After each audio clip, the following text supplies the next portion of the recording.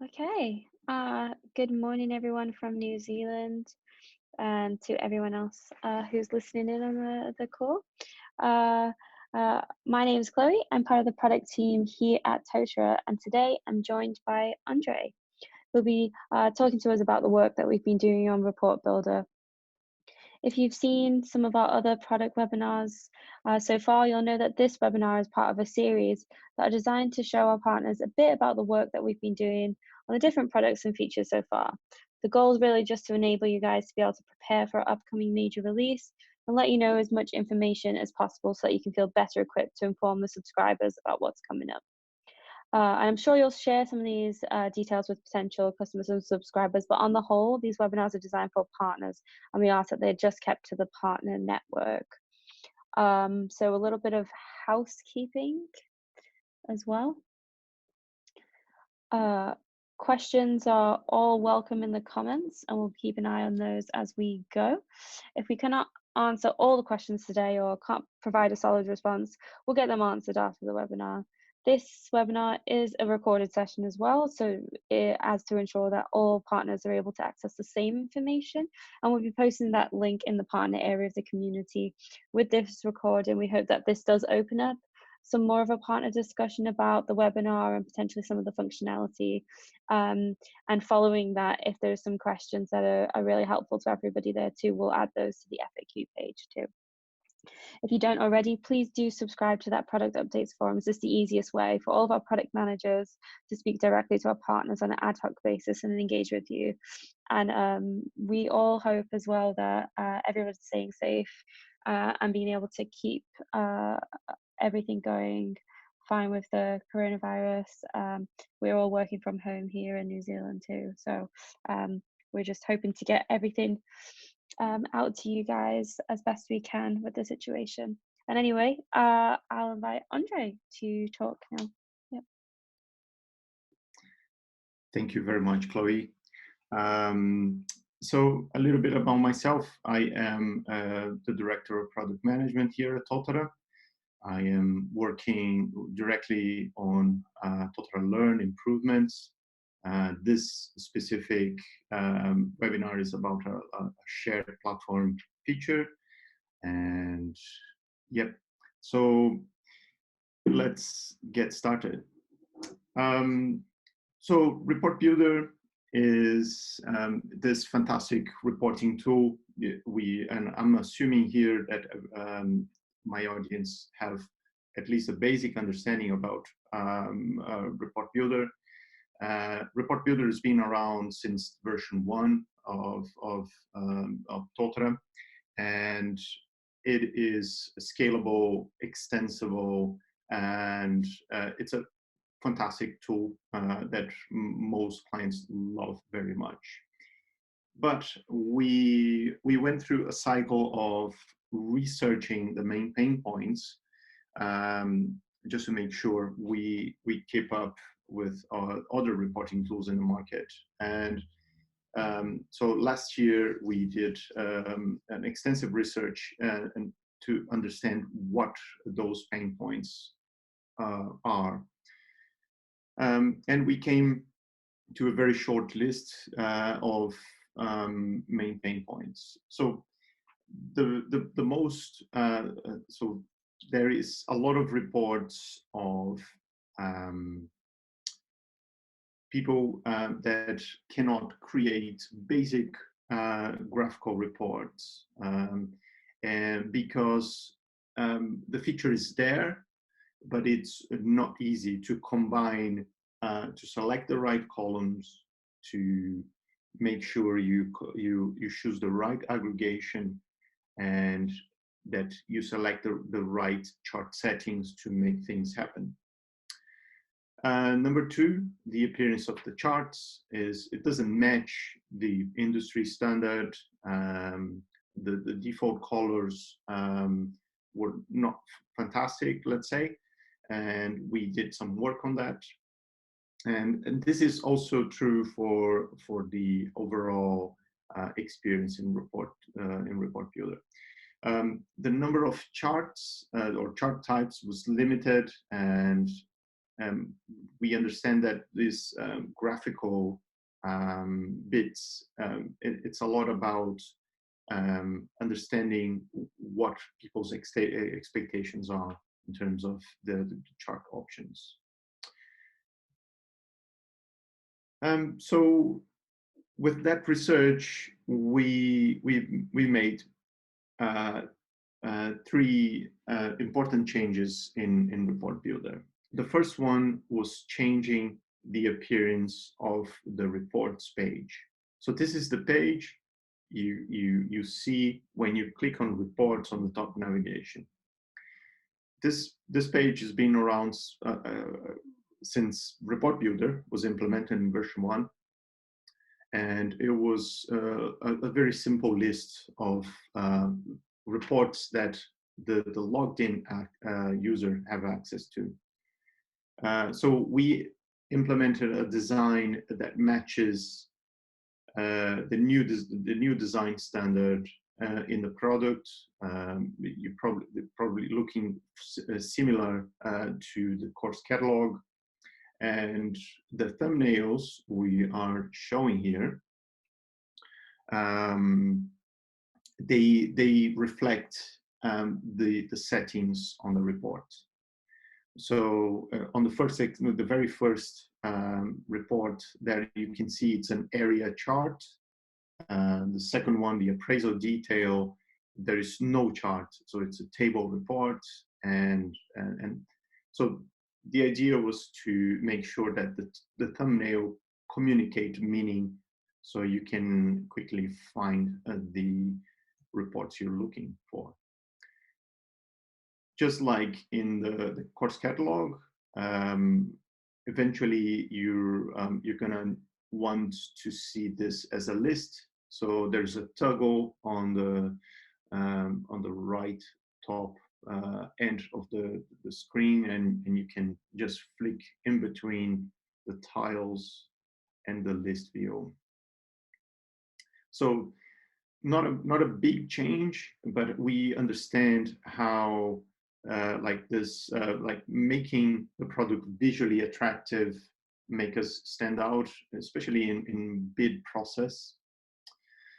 The last visual change was, and also usability change, was in the report page itself.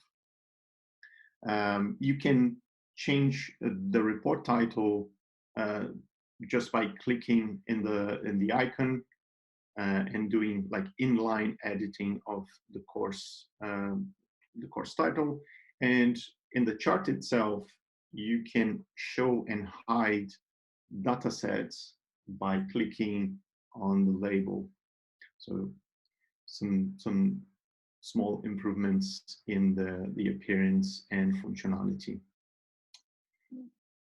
Is there any questions at this point, Chloe? No, we don't have any questions yet that have been asked in the webinar chat, but it's all looking very good. Cool. Okay. The second, and I think more substantial change is how the workflow for creating reports was improved in this iteration.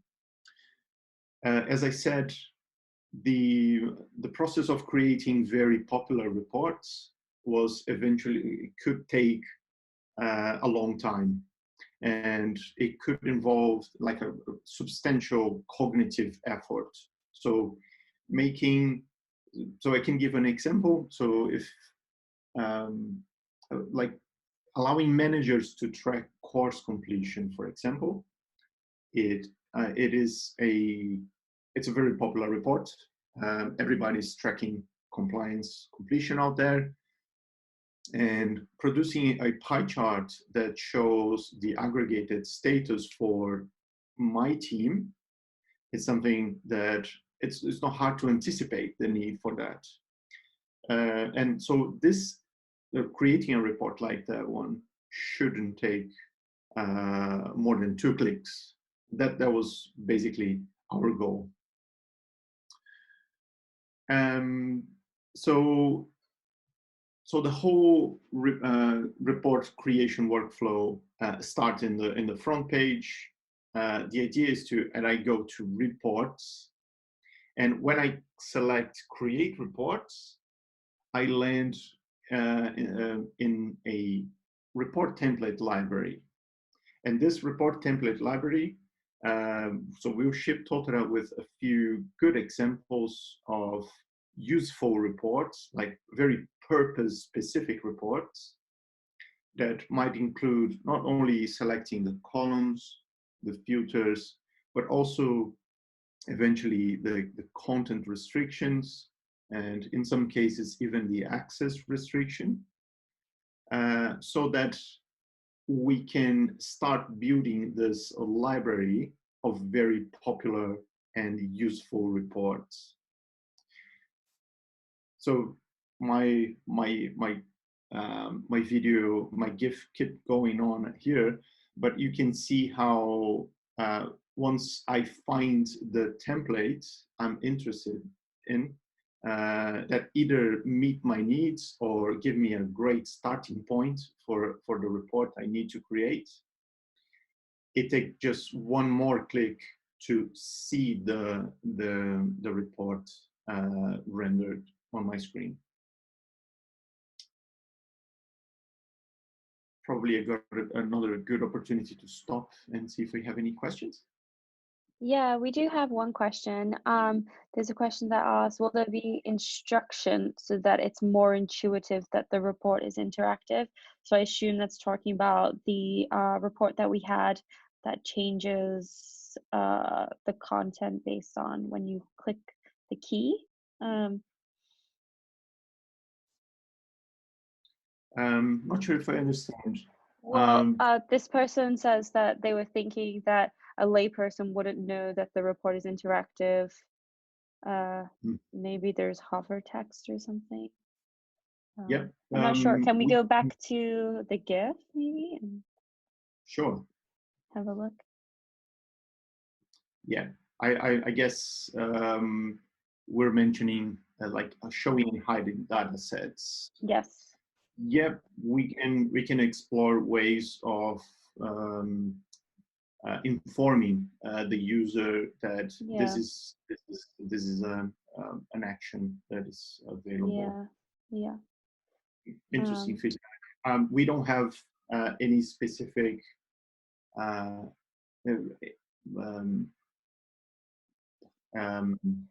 so anything highlighting that functionality at the moment, but we can definitely consider that. Yeah. Okay, great. That's the only question that we have so far. Okay. Oh, so someone else, David Nickel asked, he assumes that the colors can be changed, question mark? Yes, definitely. So we, as part of this change, we changed the default reporting library in Report Builder. So we adopted in Report Builder the same graphic library that was already being used across the system.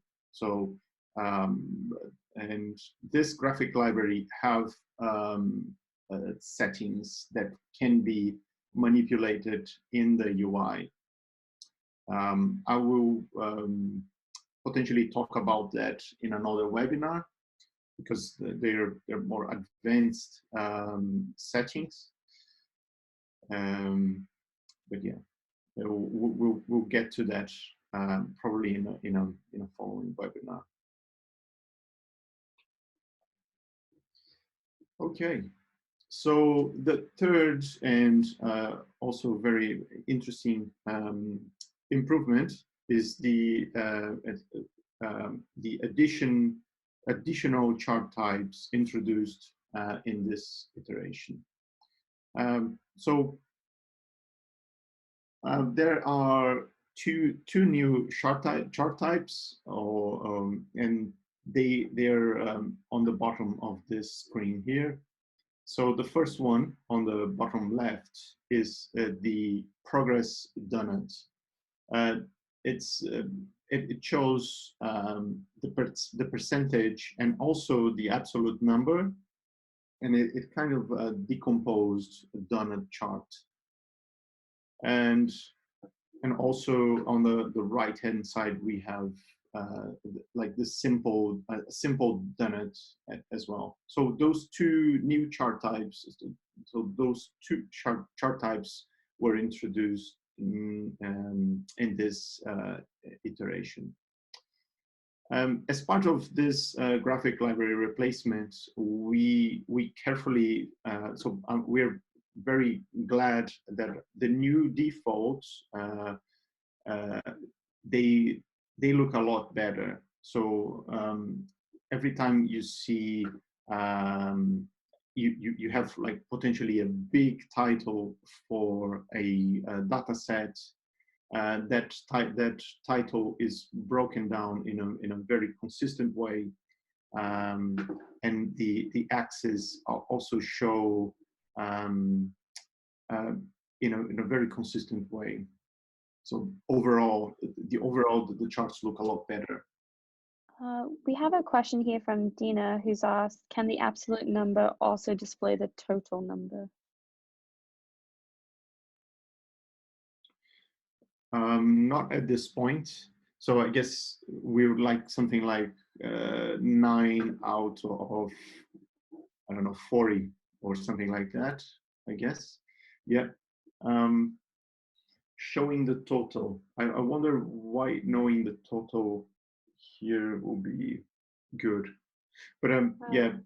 Dina, if you send us your use case through on here or within the partner forum, it'd be really useful for future development. Yep, that'll be good to understand. And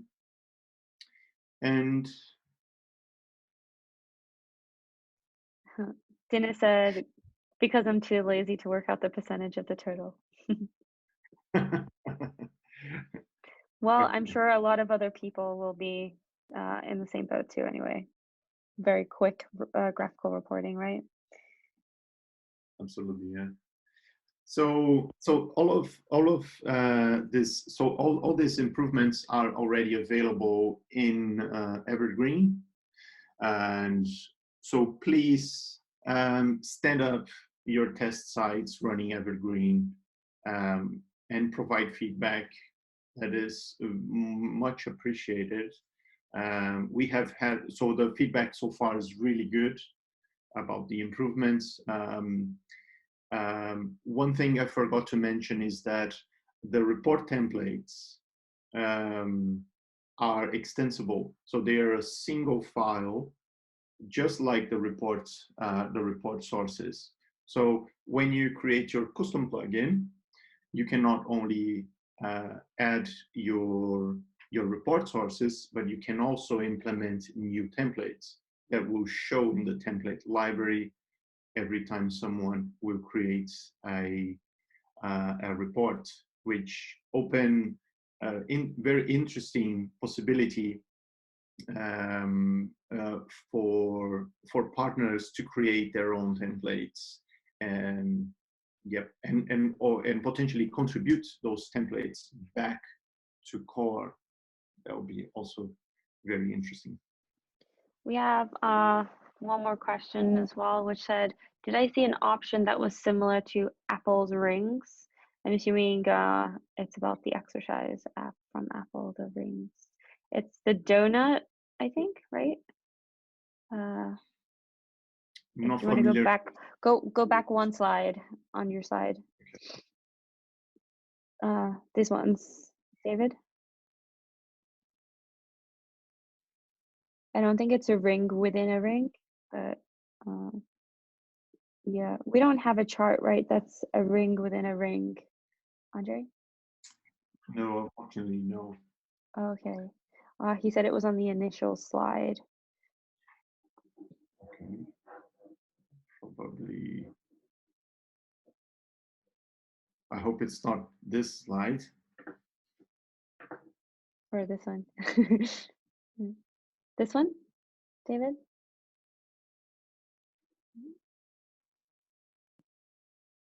Nope. More. It's not that one.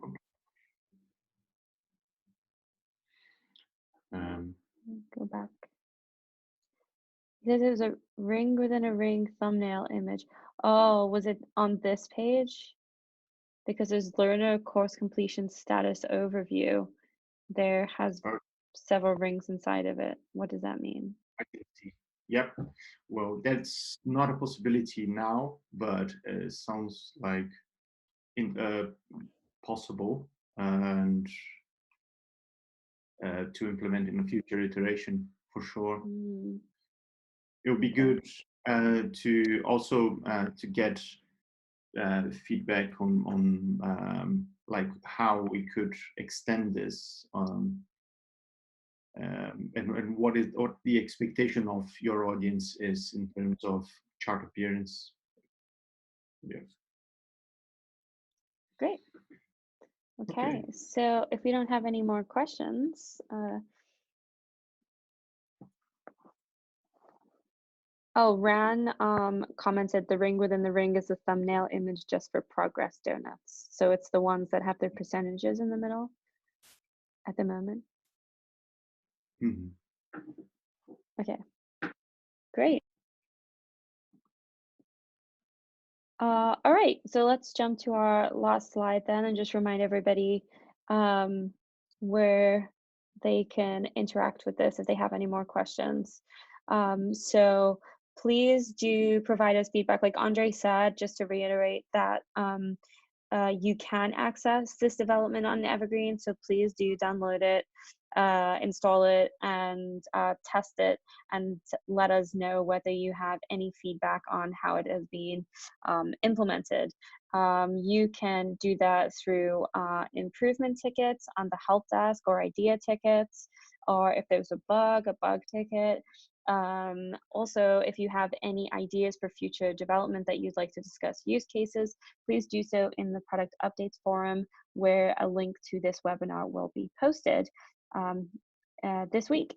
Also, we do have a schedule of more upcoming product updates webinars, but we don't have a date for the next one yet, but we'll let you know as soon as we do.